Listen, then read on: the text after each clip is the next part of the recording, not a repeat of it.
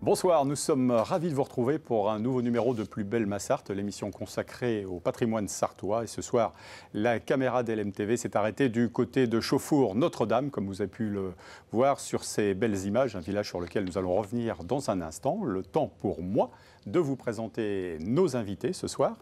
Frédéric Massala, bonsoir. Bonsoir. Vous êtes artiste peintre du côté de Parcé notamment, voilà, et Sabolienne aussi. Tout à fait. On parlera tout à l'heure des stages que vous organisez. Très bien. Joël Gauquelin, bonsoir. Bonsoir. Vous êtes vice-président des courses hippiques du Mans. Tout à fait. Avec une saison qui vient de débuter il y a quelques semaines. Tout à fait. On aura l'occasion de faire le point, de s'appesantir plus longuement sur cette discipline très courue et notamment des Sarthois. Serge Bertin, bonsoir. Oui, bonsoir. Auteur et ambassadeur sarthois, oui, du patois.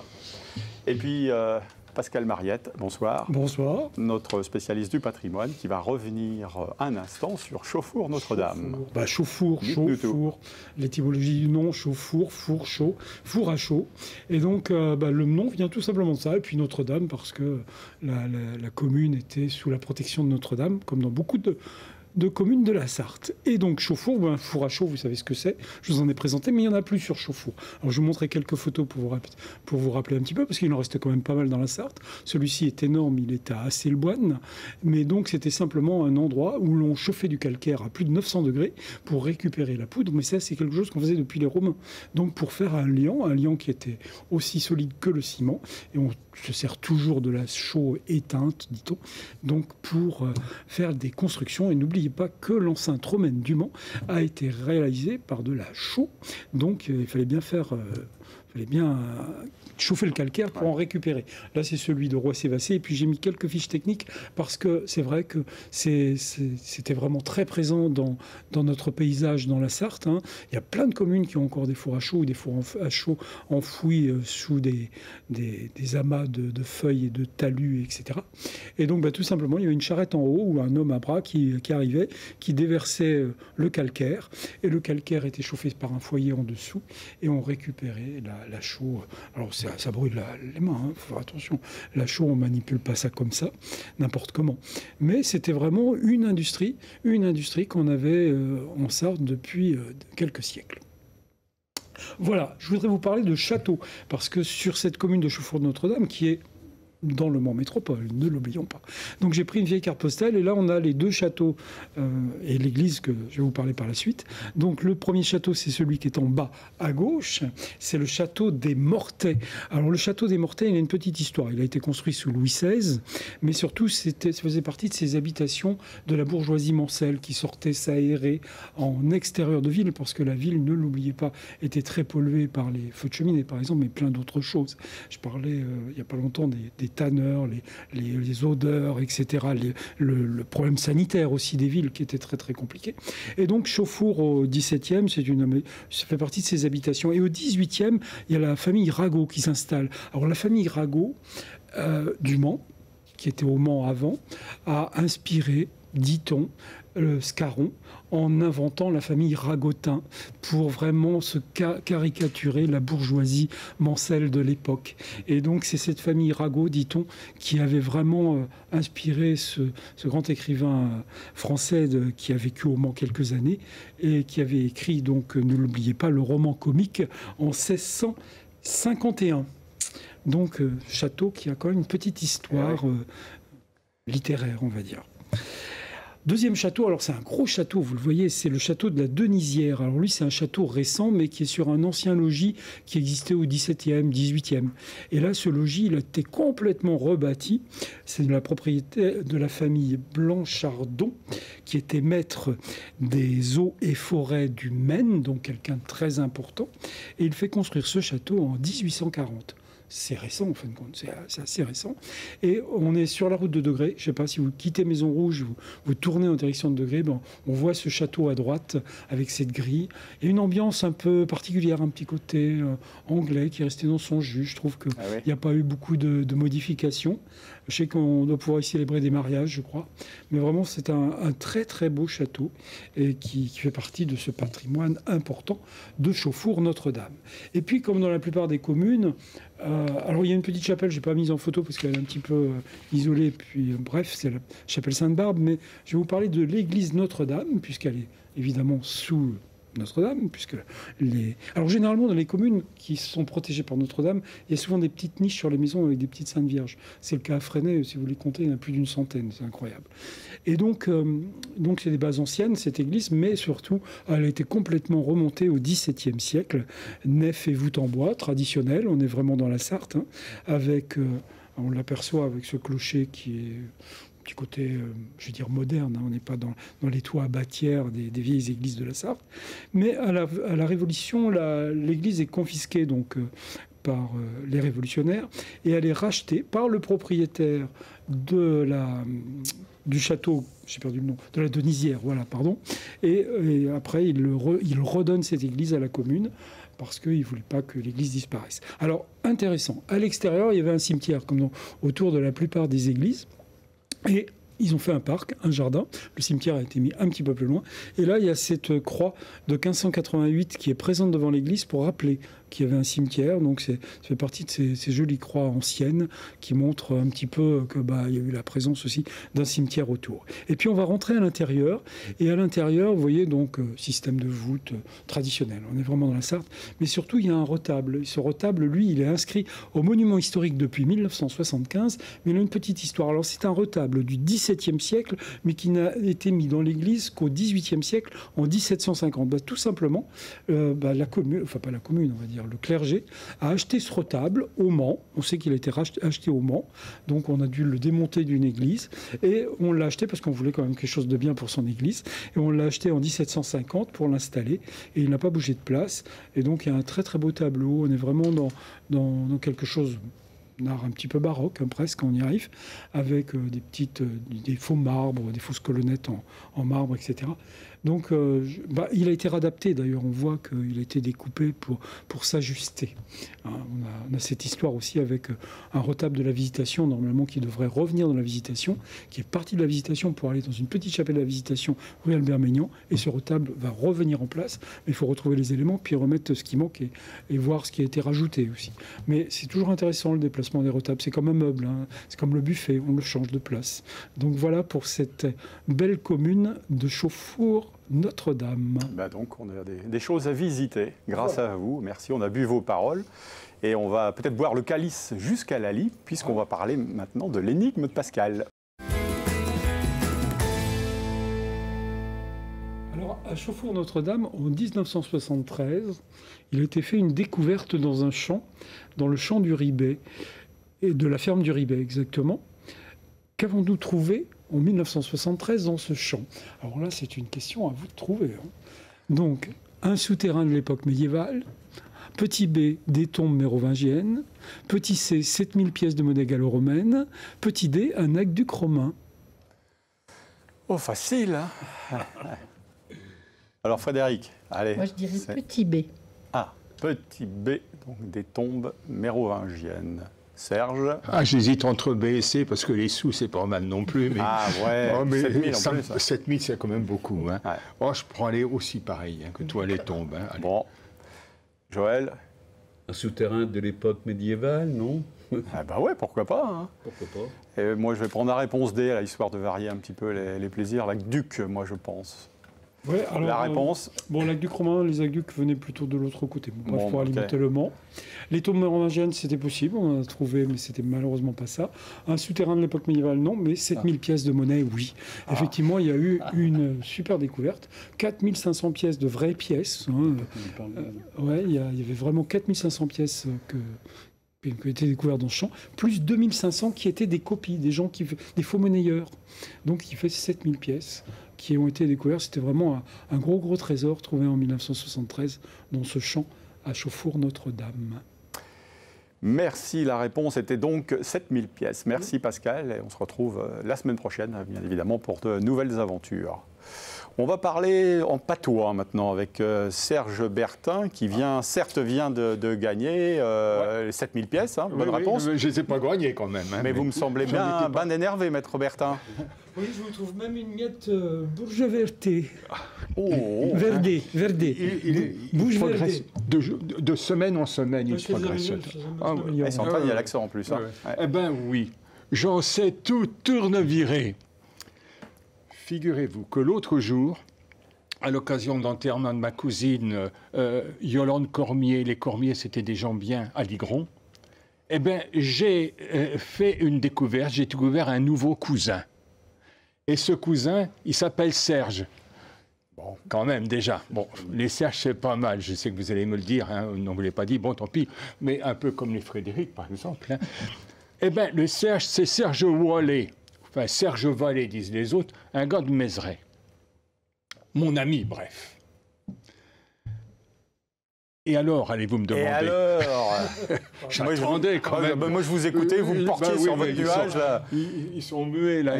Mais non, il faut participer, voyons. Ah ben, alors, on a causé. On a causé de tout et de rien, et surtout d'une forte personnalité de Mézeray. Un homme très connu autrefois à Mézeray, aujourd'hui disparu, qui s'appelait Louis Palerme. Et je lui ai promis au gars Serge Wallet d'en causer, et c'est ce que je fais aujourd'hui. Alors, à cette heure, maître Palerme, à vous de jouer. Musique. Il n'y a pas de musique. Tant pis. C'est bon. Eh bien, le Palerme, le Louis Palerme. Ah, elle est partie, la musique. Ah, ben, eh bien, Louis Palerme, il est né en 1904, à Mézeray, bien sûr. Et il a passé toute son existence dans ce village, comme agriculteur. Alors, vous me direz, agriculteur, c'est pas très original. Par contre, ce qui était original, eh bien, c'était le fait qu'il était un musicien, la preuve. Un musicien hors pair, il jouait de la trompette au début, puis ensuite, eh bien, on le voit ici sur la photo, il jouait du tuba. 84 ans, le bonhomme. Hein. Pour un vieux, c'est pas mal. Hein. Et alors, ce père Palerme, eh bien, il était avant tout, non seulement musicien, mais avant tout encore l'amuseur. C'était une personnalité très connue par ses talents, mais aussi par sa bonne humeur. Il lançait toujours une plaisanterie. Et il se disait, j'ai retenu son témoignage, si t'es point amuseur, tu fais rien. Et bien du coup, les gens, ils étaient contents de moi. Et ils lui demandaient à chaque fois de venir à une noce, etc. C'était une sorte d'animateur régional avant l'heure. Musique, plaisir. Les deux sont associés, ces deux valeurs, musique et plaisir, dans un ouvrage. Un ouvrage qui a été écrit, voilà, presque 100 ans, par un certain personnage que beaucoup connaissent peut-être, qui s'appelait Louis Déhan-Laporte. Et dans ces contes, Louis Déhan-Laporte raconte une histoire, l'histoire d'un concert tel qu'il se tenait sur la place des Jacobins, tout plus exactement au Quinconce. Il y avait un kiosque à musique et là, les paysans, ils allaient. Et voilà ce que dit le Déhan-Laporte dans cette histoire du concert où il est question de musique. Et là, ça fut pour commencer un solo d'une petite armoire en bois que le musicien, assis, tenait entre ses jambes, ben rempli à mon lit. D'une main, il y chatouillait le cou, et de l'autre, il asseyait par le mi-temps avec une petite scie.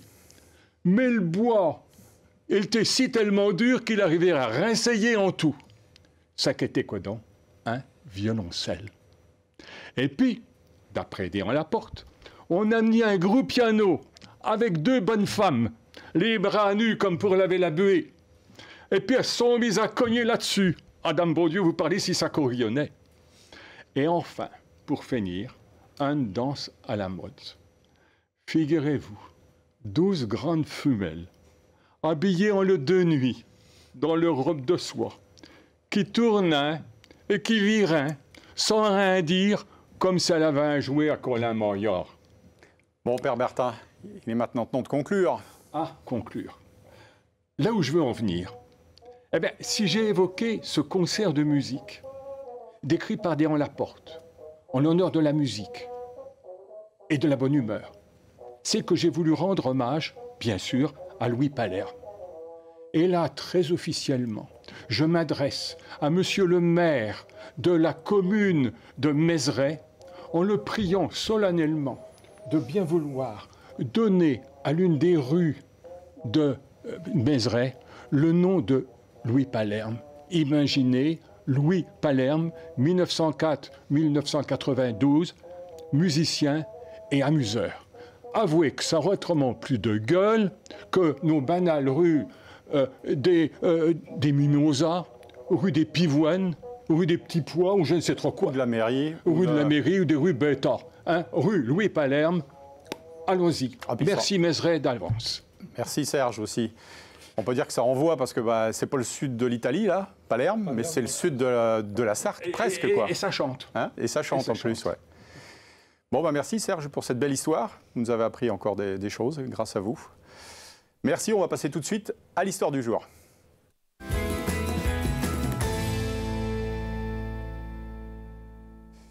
Alors, ce soir, qui est Jérôme Leroyer de la Dauversière, né à La Flèche? S'agit-il du premier fondateur de la ville de Montréal, d'un prince du XVIIIe siècle, ou réponse C, d'un pionnier de la physique? Madame, messieurs, je vous écoute et je vous attends. Frédéric, honneur aux dames. Allons pour le C. La réponse C, un pionnier de la physique. Serge, vous l'érudit, premier fondateur de Montréal. Je vous vois opiner du chef. Vous êtes d'accord aussi? C'est ça aussi, moi le premier fondateur de Montréal. Même chose, bien que c'est contesté à Montréal. Ah ouais. Ah bon, bon, écoutez, nous on va en rester là, oui, puisque c'est un Sartois, mais il y a quand même... Il y a quand même le portrait de Dauversière à Montréal. Et ouais. Donc pour la petite histoire, voilà, donc, il est le fondateur de la congrégation des religieuses hospitalières de Saint-Joseph de la Flèche au XVIIe siècle et l'instigateur de la fondation de Ville-Marie, la future Montréal, ville de Montréal, au Canada. Voilà, encore un Sartois de plus. Un Sartois célèbre. D'ailleurs, il y a sa plaque à la visitation de la Flèche, qui est promis à une restauration. Donc, je vous conseille de visiter la visitation si c'est ouvert un jour. Bien, écoutez, à voir. Comme il sera à voir dans peu de temps les aquarelles de Frédéric Massala. Les vôtres ou celles de vos élèves, puisqu'on va parler des stages que vous organisez. Alors je disais tout à l'heure à préambule, à Parçay-sur-Sarthe, notamment, on va dire. Notamment, à Parçay-sur-Sarthe. En fait, l'idée, c'est d'apprendre à faire un carnet de voyage. Un carnet de voyage, c'est un carnet. Donc les premiers voyageurs avaient des livres de bord, que ce soit des navigateurs sur les bateaux, que ce soit des artistes, que ce soit des physiciens, des découvreurs. Ils avaient des carnets et ils prenaient des notes, mais ils faisaient aussi des petits dessins, des petits croquis. Donc c'est un carnet, mais c'est un voyage aussi. Alors on trouve beaucoup de carnets de voyage, c'est assez à la mode, dans des destinations un petit peu touristiques qui font rêver, genre, je sais pas, la Tunisie, l'Italie, l'Irlande ou autre. Et moi, je pense qu'on peut aussi faire des carnets de voyage pas loin de chez soi, que le concept de voyage, c'est déjà décider de voyager. Par exemple, j'ai fait un carnet de voyage pendant le confinement, un carnet de voyage immobile. Dans quel village c'était? J'étais chez moi, j'étais confinée. D'accord. Et donc, j'ai cherché qu'est-ce qui nous fait voyager quand on ne sort pas de chez soi. Donc, par exemple, j'avais des oranges, j'ai regardé d'où elles venaient d'Espagne, et donc j'ai peint l'Espagne. J'avais du café, j'ai regardé d'où venait mon café, et j'ai peint le Costa Rica. J'avais du thon.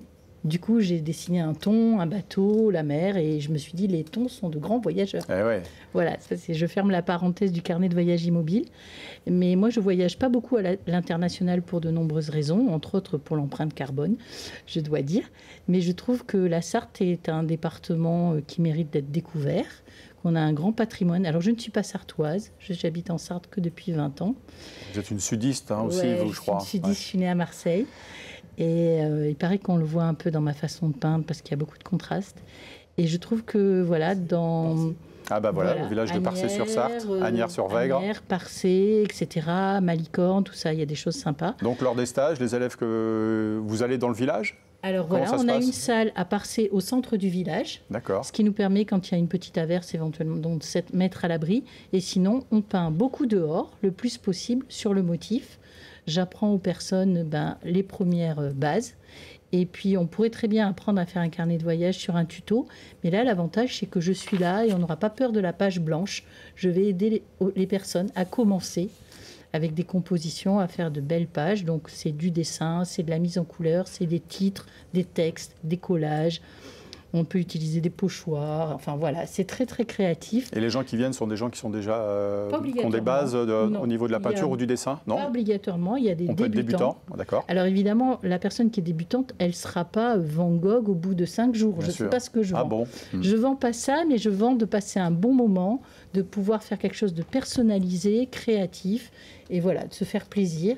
Et parfois, des personnes qui ont fait un premier stage de carnet de voyage avec moi, parce que c'est des stages de 4 ou 5 jours, sans faire un vrai voyage, m'envoient quelques mois après des photos en disant on est en Norvège, et là, on a fait un carnet de voyage en Norvège. Mais heureusement qu'on a appris comment commencer, les bases. Voilà, c'est un peu comme un petit brouillon. Ça permet de savoir comment on va commencer et de ne pas avoir peur de la page blanche. Bon, alors là, on a parlé de stage tout à l'heure à Parcé notamment, le prochain, où là, nous sommes... il y en a un normalement du 7 au 11 mai. Bientôt, d'accord. Voilà, qui se déroulera il y en a un où? autre à Parcé. À Parcé aussi, Il y en a d'accord. un autre du 28 mai au 1er juin, à Parcé aussi. Ces deux stages-là ne sont pas complets. Donc, j'ai besoin de 4 personnes au moins pour que le stage ait lieu. Et les gens qui souhaitent s'inscrire, Frédéric Massala ou sur Internet associationteticap.fr. Teticap.fr, d'accord. Teticap, c'est T-E-T-I-C-A-P. Voilà, sinon Frédéric Massala. J'ai une page Facebook, Les Créations de Fred. Voilà, il y a un stage au mois de juin, mais il y a déjà 6 personnes inscrites. Voilà, et puis je donne aussi des cours d'aquarelle, voilà. Et vous, parallèlement à ça, vous peignez quand même? Je peins un pour petit peu vous-même de temps aussi? en temps. Et vous exposez aussi? Ça m'arrive, par exemple, au chemin en couleur à Malicorne, voilà. Donc ça, c'est à quel moment? C'est au mois d'octobre. Au mois d'octobre, d'accord. Voilà. Bon, super. En tout cas, merci d'être passé nous voir, Frédéric. Je vous en prie. C'est gentil. Merci pour l'invitation. Ouais. Merci les amis. Restez avec nous. On se retrouve dans quelques instants avec Joël Gauquelin pour parler d'Ipis Montsart. À tout de suite.